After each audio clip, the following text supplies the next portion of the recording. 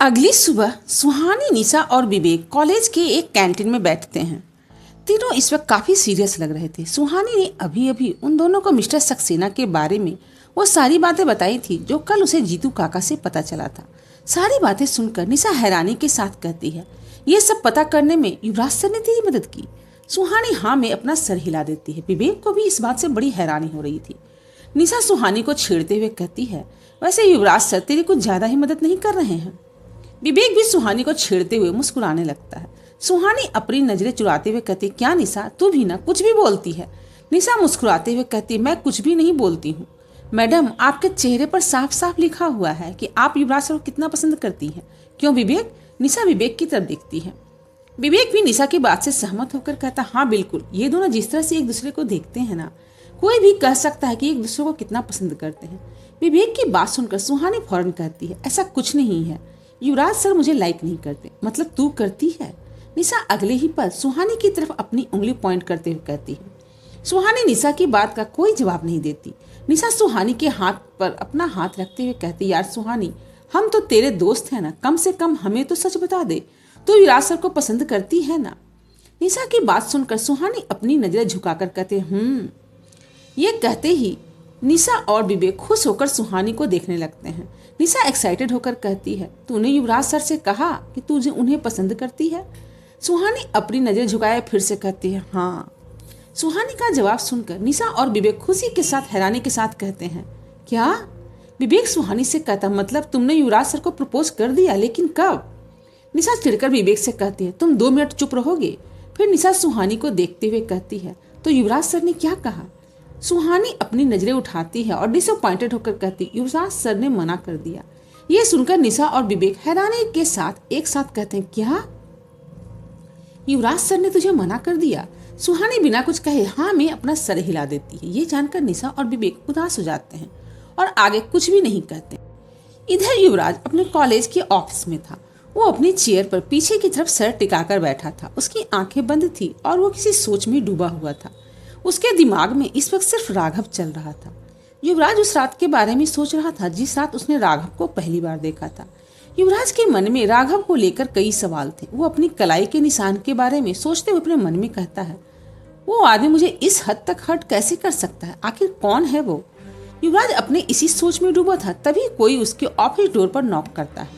उस आवाज को सुनकर युवराज का ध्यान टूट जाता है और वो अपनी आंखें खोलकर चेयर पर स्ट्रेट बैठ जाता है। युवराज अपने सीरियस टोन में कहता है, कम इन। युवराज के ऐसा कहते ही एक आदमी उसके ऑफिस के अंदर आ जाता है। अंदर आते ही वो आदमी युवराज से कहता है, गुड मॉर्निंग सर, मैं आपसे मिलने के लिए कंपनी के ऑफिस गया था तो मुझे पता चला कि आप यहाँ पर हैं। ये देखकर युवराज सामने चेयर की तरफ इशारा करके उस आदमी को बैठने का इशारा करता है। वो आदमी डेस्क के दूसरी तरफ बैठ जाता है। वो अपना मोबाइल बाहर निकालता है, उसमें कुछ ढूंढने लगता है। कुछ ही देर के बाद वो आदमी मोबाइल स्क्रीन युवराज की तरफ कहते हुए कहता है, सर यही है मिस्टर सक्सेना का बॉडीगार्ड राघव सूर्यवंशी। युवराज मोबाइल अपने हाथ में लेकर उस मोबाइल से राघव की तस्वीर देखने लगता। उस तस्वीर में वही आदमी था जिसे युवराज ने सुहानी के कमरे की खिड़की के पास देखा था। जो तस्वीर युवराज देख रहा था वो उसकी जवानी की तस्वीर थी। युवराज अब पूरी तरह से कंफर्म हो जाता है कि वो आदमी राघव ही था। तस्वीर देखकर युवराज मोबाइल उस आदमी को वापस करते हुए कहता है, इस राघव सूर्यवंशी के बारे में तुम्हें और क्या इन्फॉर्मेशन मिली है? उसकी फैमिली या और कुछ? वो आदमी कहता है, सर राघव की कोई फैमिली नहीं थी, वो एक अनाथ था। मिस्टर सक्सेना के फादर ने उसको पढ़ा लिखा कर इतना बड़ा किया था। मिस्टर सक्सेना की फैमिली ही उसकी फैमिली थी और वो मिस्टर सक्सेना का बॉडीगार्ड था। जिस रात मिस्टर सक्सेना और उसकी बेटी का एक्सीडेंट हुआ था उसी रात से राघव भी लापता है। युवराज ये सुनकर शांत हो जाता है। कुछ देर सोचने के बाद वो कहता है, मिस्टर सक्सेना की मौत के बाद क्या उनका कोई बैंक अकाउंट अब तक एक्टिव है? वो आदमी कहता, सॉरी सर, इस बारे में मुझे अभी तक पता नहीं, लेकिन मैं पता करके आपको बता दूंगा। इस पर युवराज हाँ में जवाब देता है। इस राघव सूर्यवंशी के बारे में मुझे और इन्फॉर्मेशन चाहिए। पता करो कि क्या वो आदमी अभी तक जिंदा है और अगर जिंदा है तो कहाँ है। युवराज की बात पूरी होते ही वो आदमी खड़ा होकर कहता है, yes sir, have a nice day. ये कहते हुए वो आदमी युवराज के ऑफिस से बाहर चला जाता है। उस आदमी के बाहर जाते ही युवराज कॉलेज के सीसीटीवी कैमरा का लाइव फुटेज देखने लगता है। वो देखता है कि सुहानी अपने दोस्तों के साथ कैंटीन में बैठी है। उसे देखकर युवराज को कल रात की बात याद आ जाती है जब उसने कार में सुहानी को हक कर लिया था। उस वक्त के बारे में सोचते हुए युवराज के दिल की धड़कन अब बढ़ जाती है। वो मॉनिटर में सुहानी को देखते हुए कहता, मैं जानता हूँ तुम मेरी सच्चाई जानते हुए भी मुझसे बहुत प्यार करती हो, लेकिन जब तुम्हें पता चलेगा कि तुम्हारे मॉम डैड की मौत के पीछे मैं ही जिम्मेदार हूँ, तब भी क्या तुम मुझसे प्यार करोगी? कुछ देर रुककर युवराज आगे कहता, काश डैड मुझे उस विशिंग बेल के पास कभी लेकर ही नहीं गए होते, तो आज मुझ पर इतनी मौतों का बोझ नहीं होता। युवराज अपने मॉनिटर को देखते हुए खुद से बात कर ही रहा था, तभी उसके दरवाजे पर फिर से कोई नॉक करता है। इस बार युवराज के कम इन कहने से पहले ही दरवाजा खोलकर कोई अंदर आ जाता है।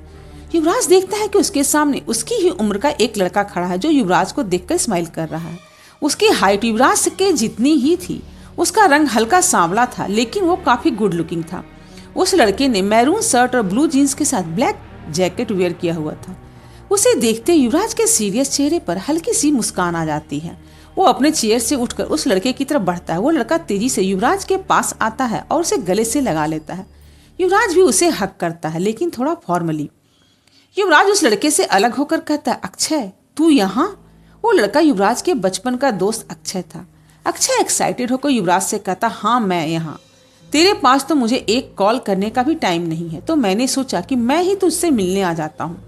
युवराज आगे कहता है, लेकिन तू तो बंगलौर में था ना, तो यहाँ कैसे? अक्षय कहता, अरे यार मैं यहाँ छुट्टी पर आया हूँ। जैसे ही शिमला पहुंचा अपना सारा सामान घर में रखकर सीधा तुझसे मिलने आ गया। और तू अपनी शक्ल देख, तेरे चेहरे पर मेरे आने की कोई खुशी दिखाई नहीं दे रही, खड़ूस कहीं का। युवराज थोड़ा मुस्कुराकर कहता, ऐसी कोई बात नहीं है, मैं तुझे देखकर बहुत खुश हूँ। युवराज की बात सुनकर अक्षय कहता है, तो ठीक है, मैं पूरा एक हफ्ता तेरे साथ ही रहूंगा, तुझे एक मिनट भी नहीं छोड़ूंगा। युवराज कहता, ठीक है मत छोड़ना, चल बैठ यहाँ। ये कहकर युवराज ऑफिस की चेयर पर बैठ जाता। अक्षय भी युवराज के पास आकर बैठ जाता है और वो दोनों आपस में बातें करने लगते हैं। बचपन से युवराज का सिर्फ एक ही दोस्त था और वो था अक्षय। अक्षय युवराज के बारे में सब कुछ जानता था सिवाय उसके श्राप के बारे में।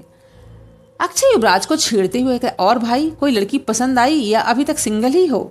अक्षय के सवाल से युवराज को सुहानी की याद आ जाती। वो अक्षय से अपनी नजरें फेर कर कहता है, मेरे पास इन फालतू चीजों के लिए बिल्कुल भी टाइम नहीं है। अक्षय को युवराज की आंखें देखकर उस पर शक होने लगता। वो तिरछी नजरों से देखते हुए कहता, मुझे ऐसा क्यों लग रहा है कि तू मुझसे कुछ छुपा रहा है? अक्षय की बात सुनकर युवराज अपनी चेयर से उठ जाता और 2-3 कदम चलते हुए कहता, मैंने कहा ना मेरे पास इन फालतू चीजों के लिए कोई टाइम नहीं है। युवराज को नाराज होता देखकर अक्षय उसके पास जाता और मस्ती करते हुए साइड से अपने दोनों हाथों से हक कर लेता है। अक्षय युवराज को हक किए हुए कहता है, अरे मेरे रहते तुझे किसी लड़की की क्या जरूरत है, तेरे लिए तो मैं ही काफी हूँ। ये कहकर अक्षय युवराज के गाल पर एक किस कर देता है। युवराज समझ जाता है कि अक्षय ये सब उसे परेशान करने के लिए कर रहा है। वो अक्षय को खुद से दूर करते हुए कहता, अब दूर हट मुझसे। अक्षय युवराज को और कसकर पकड़ते हुए कहता, पूरे 1 साल बाद मिला हूँ, मैं तुझे नहीं छोड़ूंगा। अक्षय जानता था कि अब युवराज उसकी हरकतों से इरिटेट हो रहा है। वो जानबूझकर युवराज से और चिपक जाता है। युवराज अब थोड़े गुस्से में कहता, तुझे समझ में नहीं आ रहा मैं क्या कह रहा हूँ? अक्षय युवराज को हक किए हुए उसके कंधे पर अपना सर रख देता और कहता, नहीं मैं तुझे पूरी जिंदगी नहीं छोड़ूंगा।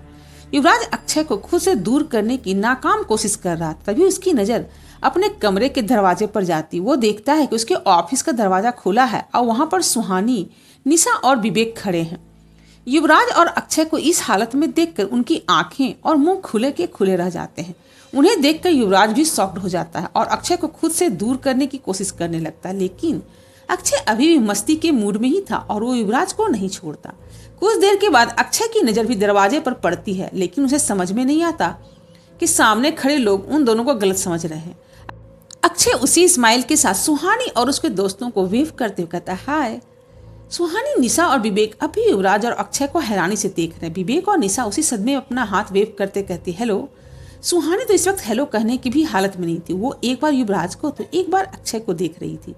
अब युवराज इस वक्त सुहानी के सामने काफी एम्बेरस फील कर रहा था। वो समझ जाता है कि सुहानी और उसके दोस्त युवराज और अक्षय के बारे में क्या सोच रहे हैं।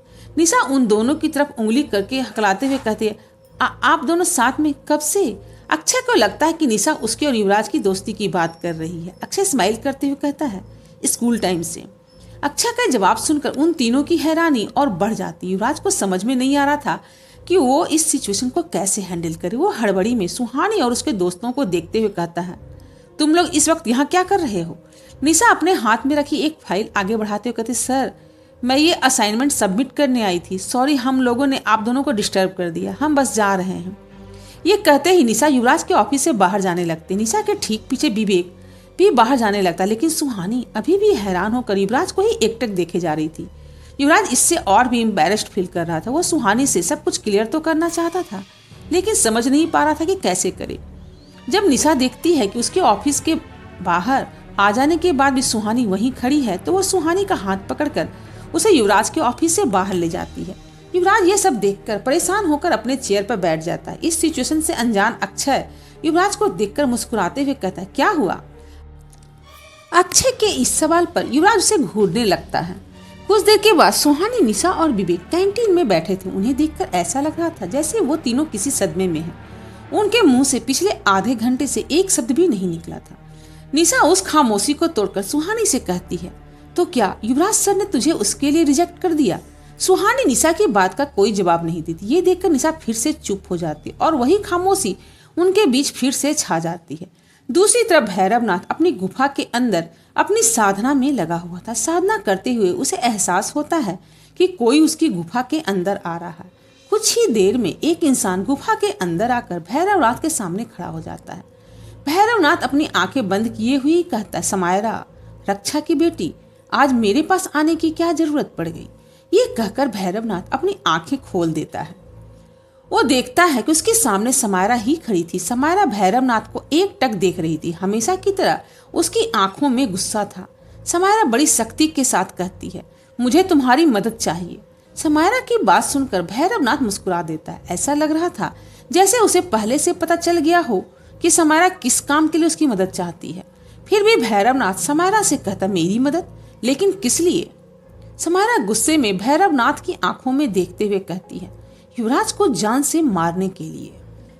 भैरवनाथ को भी समायरा से इसी जवाब की उम्मीद थी। वो व्यंग्यात्मक मुस्कान से समायरा को देखते हुए कहता है, तो शक्तियों का लालच तुम्हें भी यहाँ तक ले ही आया। भैरवनाथ की बात सुनकर समायरा का गुस्सा और भी बढ़ जाता। वो भैरवनाथ से कहती है, बात सिर्फ शक्तियों की नहीं है, मुझे मेरी माँ की उस हालत का बदला भी चाहिए। भैरवनाथ युवराज का बचाव करते हुए कहता, लेकिन युवराज ने तुम्हारी माँ को कोई नुकसान नहीं पहुंचाया था, जो किया था उस साये ने किया था। समायरा भैरवनाथ से असहमत होकर कहती, वो साया और युवराज अब अलग नहीं है। मुझे उस साये को हमेशा के लिए खत्म करना है और उसके लिए युवराज का मरना जरूरी है। भैरवनाथ कहता है, तुम उस साये को खत्म नहीं कर सकती और वो साया तुम्हें युवराज को मारने ही नहीं देगा।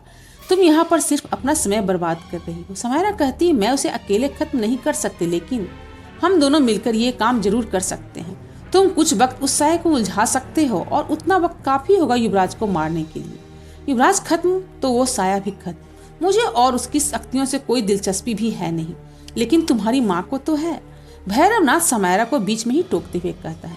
समायरा अपनी आवाज ऊंची करते हुए कहती है, मेरी माँ को वो शक्तियाँ मेरे लिए ही चाहिए थी, लेकिन मेरे लिए मेरा बदला ज्यादा जरूरी है।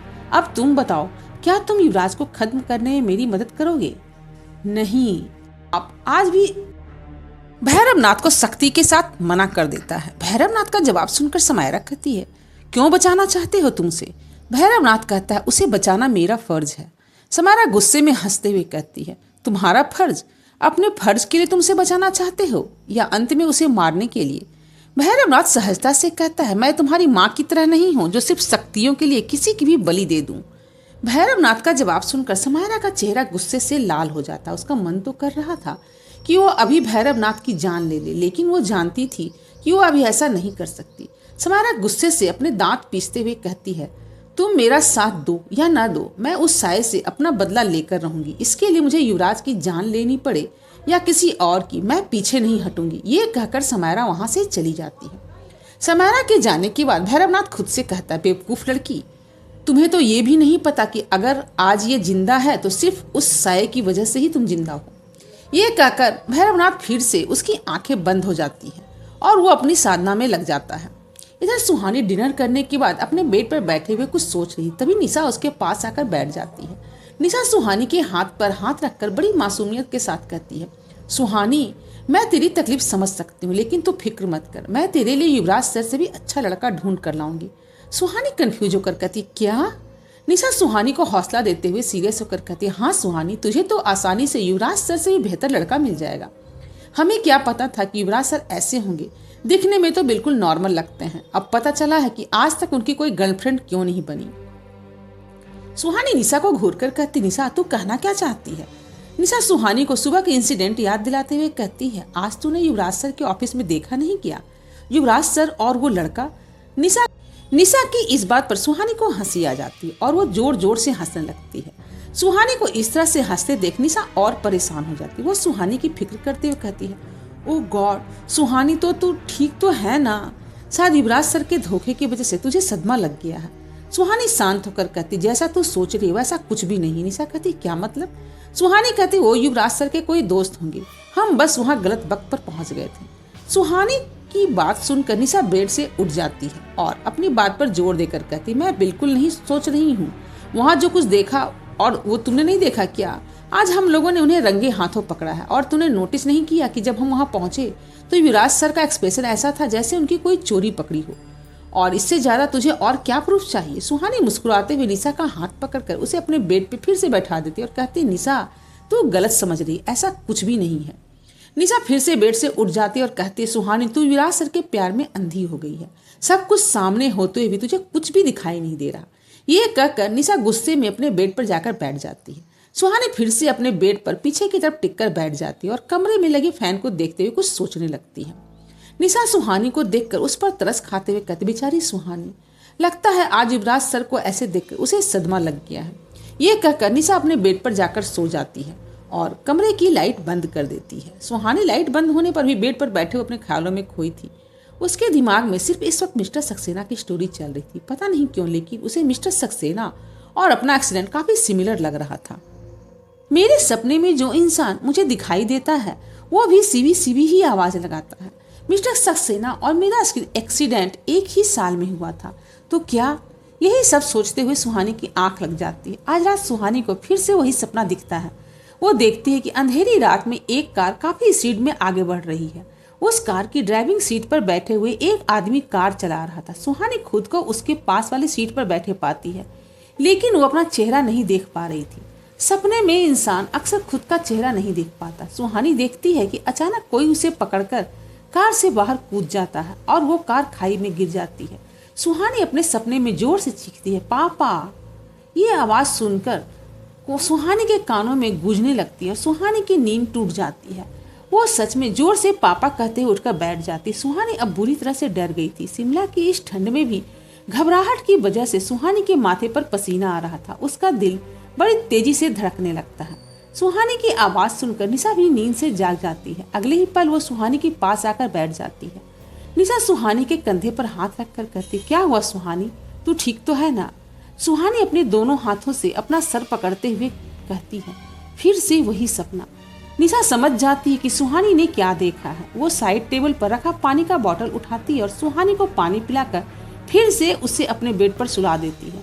निशा वापस अपने बेड पर बैठकर खुद से कहती आई होप सुहानी की मेमोरी जल्द से वापस आ जाए और उसकी ये तकलीफें कुछ कम हो जाए। अगली सुबह सुहानी, निशा और विवेक कॉलेज ग्राउंड से चलते हुए कैंपस के अंदर जा रहे थे। निशा और विवेक एक दूसरे से बातें करते हुए आगे बढ़ रहे थे लेकिन सुहानी आज भी उन्हीं ख्यालों में खोई थी जिनके बारे में वो कल रात सोच रही थी। तभी युवराज की कार भी ग्राउंड से होते हुए पार्किंग के पास जाकर रुकती है। उस कार की एक तरफ से युवराज बाहर निकलता है, दूसरी तरफ से अक्षय। उसे देखते ही निशा, सुहानी और विवेक रुक जाते हैं। कार से उतरकर अक्षय युवराज के पास जाता है और उसके कंधे पर हाथ डाल देता है। अक्षय के ऐसा करते ही युवराज उससे चिढ़ जाता है। युवराज उसे खुद से अलग करने ही वाला होता है तभी उसकी नजर सुहानी और उसके दोस्तों पर जाती है। युवराज देखता है कि सुहानी इस वक्त उसे ही देख रही थी और फिर से एम्बैरेस हो जाता है। वो ये सोचकर थोड़ा घबरा जाता है कि शायद सुहानी उसे कुछ और ही समझ रही है। इधर निशा अक्षय को अजीब सी नजरों से देखते हुए कहती देखा उस लड़के ने युवराज सर को कैसे पकड़ कर रखा है। मुझे तो लगता है कि उसी ने युवराज सर को अपने प्यार के जाल में फंसाया होगा। निशा की इस बात को सुनकर सुहानी और विवेक एक साथ कहते हैं निशा जस्ट शट अप। ये कहकर सुहानी युवराज की तरफ बढ़ने लगती है। निशा भी उसके पीछे जाने को आगे बढ़ती है तो ये विवेक उसका हाथ पकड़ उसे रोकते हुए कहता है तुम यहीं रुको, वहां जाओगी तो पक्का कोई ना कोई गड़बड़ जरूर कर दोगी। विवेक के रोकने पर निशा अपना मुंह बनाकर वहीं रुक जाती है। सुहानी बिना किसी एक्सप्रेशन के युवराज की तरफ आगे बढ़ने लग रही थी। उसे अपनी तरफ आता देखकर युवराज थोड़ा नर्वस हो जाता है और उसकी हार्ट बीट बढ़ने लगती है। सिर्फ सुहानी ही थी जो युवराज की धड़कनों को इस तरह से बढ़ा सकती, लेकिन युवराज की एक खासियत थी कि वो अपने फीलिंग्स कभी भी अपने चेहरे पर नहीं आने देता था। सुहानी युवराज के सामने आकर रुक जाती है। वो एक बार युवराज को देखती है, फिर अपने नजरें इधर उधर घुमाने लगती है। सुहानी थोड़ी परेशान और रेस्टलेस लग रही थी। युवराज उसे देखकर समझ जाता है कि सुहानी कुछ कहना चाहती है लेकिन कह नहीं पा रही है।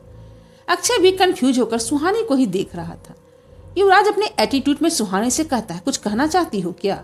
सुहानी कुछ सोचकर हाँ में अपना सर हिला देती है। ये देखकर अक्षय कहता है, तो फिर तुम इतना डर क्यों रही हो? आई नो युवराज थोड़ा खरूस दिखता है लेकिन मेरा दोस्त दिल का बहुत अच्छा है। युवराज अक्षय को घूरता है और फिर सुहानी से कहता है, कहो क्या बात है? सुहानी थोड़ा झिझकते हुए कहती, युवराज सर, क्या आप मुझे मिस्टर सक्सेना की कोई तस्वीर दिखा सकते हैं? युवराज सुहानी की बात सुनकर चौंक जाता है, लेकिन अगले ही पल वो समझ जाता है कि सुहानी युवराज से मिस्टर सक्सेना की तस्वीर क्यों मांग रही है। युवराज नहीं चाहता था कि सुहानी इस वक्त मिस्टर सक्सेना की तस्वीर देखे। वो सुहानी की मेंटल कंडीशन के बारे में अच्छे से जानता था। वो जानता था कि इस वक्त सुहानी का ज्यादा स्ट्रेस लेना उसके लिए खतरनाक हो सकता था। युवराज सुहानी से कहता है, मेरे पास मिस्टर सक्सेना की कोई तस्वीर नहीं है। सुहानी परेशान होकर कहती है, मुझे उनकी तस्वीर देखनी है। मैं जानना चाहती हूँ कि आखिर वो कैसे दिखते थे। युवराज इस वक्त खामोश रखकर सुहानी के मन को पढ़ने की कोशिश कर रहा था। अक्षय सुहानी और युवराज के बीच की बातें सुन रहा था। वो उनके बीच में आते हुए कहता है, क्या तुम दोनों मिस्टर महेश सक्सेना की बात कर रहे हो? सुहानी अक्षय को देखते हुए हाँ में जवाब देती। अक्षय हल्की हंसी के साथ कहता, बस इतनी सी बात? मिस्टर महेश सक्सेना की तस्वीर तो मेरे पास है। ये सुनते ही युवराज घूर कर अक्षय की ओर देखने लगता है। वो परेशान होकर अपने मन में कहता है, कहीं ये सुहानी को सच में मिस्टर सक्सेना की कोई तस्वीर न दिखा दे। युवराज अक्षय से कहता है, तेरे पास मिस्टर सक्सेना की तस्वीर कहाँ से आ गई? अक्षय युवराज को जवाब देते हुए कहता है, उन्हें देखकर मुझे आज भी इंस्पिरेशन मिलती है। अक्षय की बात पूरी होते ही सुहानी उससे रिक्वेस्ट करते हुए कहते, प्लीज क्या आप मुझे उनकी तस्वीर दिखा सकते हैं? अक्षय मुस्कुराते हुए सुहानी से कहता, ऑफ कोर्स, व्हाई नॉट। ये कहकर अक्षय अपना फोन निकालकर उसमें वो तस्वीर ढूंढने लगता है। युवराज अक्षय को वहां से ले जाने की कोशिश करते हुए कहता, अक्षय चल यहाँ से, मुझे एक जरूरी काम है। अक्षय युवराज की बातों को नजरअंदाज करते हुए फोन में वो तस्वीर ढूंढ लेता है। वो अपनी मोबाइल स्क्रीन सुहानी की तरफ करते हुए कहता है, ये है मिस्टर सक्सेना। अक्षय के सुहानी को तस्वीर दिखाते ही युवराज डिसअपॉइंटेड होकर अपनी आंखें बंद कर लेता है। जैसे ही सुहानी मिस्टर सक्सेना की तस्वीर देखती वो हैरान रह जाती है। वो देखती है कि मिस्टर सक्सेना वही आदमी है जिन्हें वो आज तक अपने सपनों में देखते आई है। वो तस्वीर देखते ही सुहानी का सर चकराने लगता है। अगले ही पल अक्षय अपनी मोबाइल स्क्रीन स्लाइड करके सुहानी को अगली तस्वीर दिखाता है, जिसमें शिविका मिस्टर सक्सेना के साथ अपना बर्थडे केक काट रही थी। उस तस्वीर को दिखाते हुए अक्षय कहता है, और ये तस्वीर है मिस्टर सक्सेना की बेटी शिविका की। अक्षय के ऐसा कहते युवराज दंग रह जाता है और तुरंत ही अक्षय से उसका मोबाइल छीन लेता है, लेकिन तब तक बहुत देर हो चुकी थी। इससे पहले कि युवराज अक्षय से वो मोबाइल ले पाता, सुहानी शिविका के बचपन की तस्वीर देख लेती है। उस तस्वीर को देखकर सुहानी की आंखें हैरानी से फटी की फटी रह जाती है, क्योंकि वो तस्वीर सुहानी के ही बचपन की तस्वीर थी। वो समझ जाती है कि जिस बात का शक उसे इतने दिनों से था वो आखिर में सच निकली। उसे पता चल जाता है कि मिस्टर सक्सेना की बेटी शिविका वही है। वो तस्वीर देखते ही सुहानी के मन में हजारों सवाल आने लगते हैं और उसका दिमाग बड़ी तेजी से चलने लगता है। इधर अक्षय से मोबाइल छीनते ही युवराज घबराकर सुहानी की तरफ देखता है। वो समझ जाता है कि उसने अक्षय के मोबाइल लेने में काफी देर कर दी है। वो फिक्र भरी नजरों से सुहानी को देखने लगता है। सुहानी का ब्रेन अचानक से इतना स्ट्रेस हैंडल नहीं कर पाया और वो वहीं पर बेहोश हो जाती है। व्यूअर्स, अगर आप मेरी कहानी को एंजॉय कर रहे हैं तो प्लीज मेरे चैनल को सब्सक्राइब भी जरूर करें और शेयर करें इन कहानियों को उन अपने दोस्तों के साथ जिन्हें कहानियां सुनना काफी पसंद है। और कमेंट करके भी बताएं कि मेरी कहानी आप कहां से देख रहे हैं और ये कहानी आपको कैसी लग रही है। Thanks for watching.